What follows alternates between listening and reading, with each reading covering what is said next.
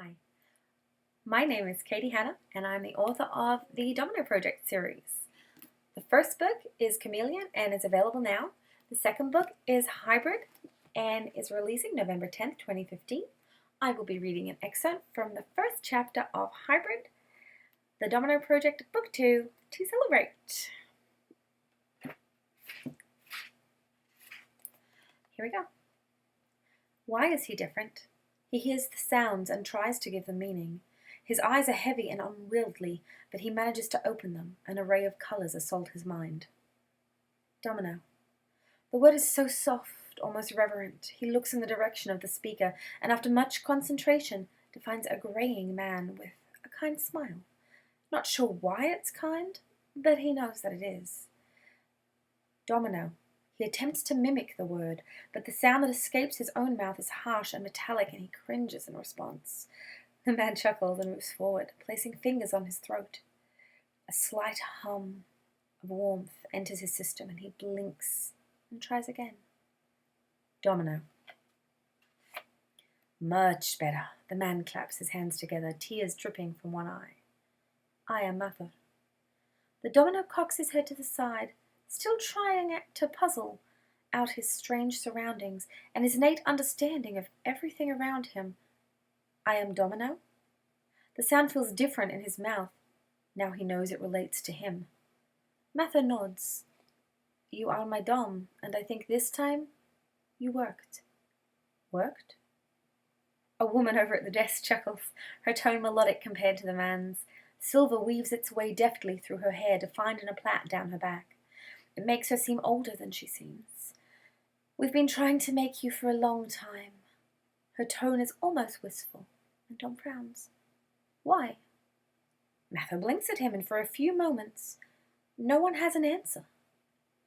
Because we believed we could. Belief?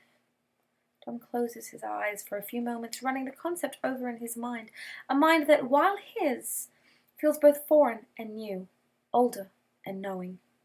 Because you wanted to prove yourselves right?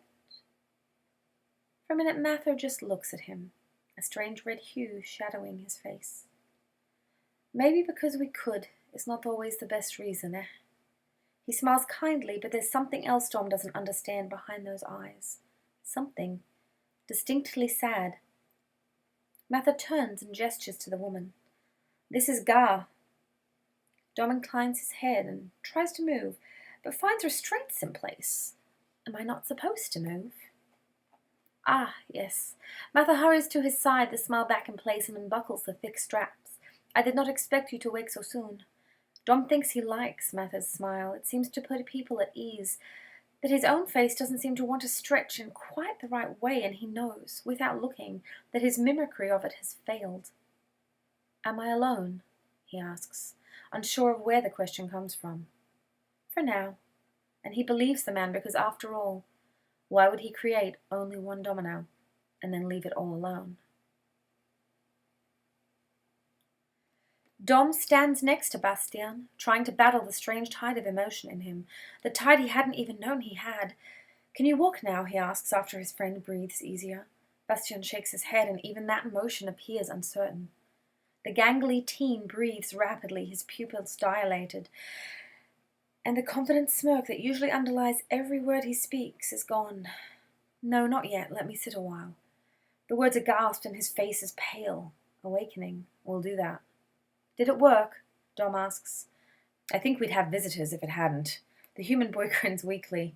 Thanks again. I thought the shine would work, but it dulls the powers, not the awakening moment. Dom shrugs. You needed a shield. Bastien watches him for a moment, so long that it makes Dom glare back at him. Mather left you alone. Dom swallows his surprise and shrugs awkwardly. Technically.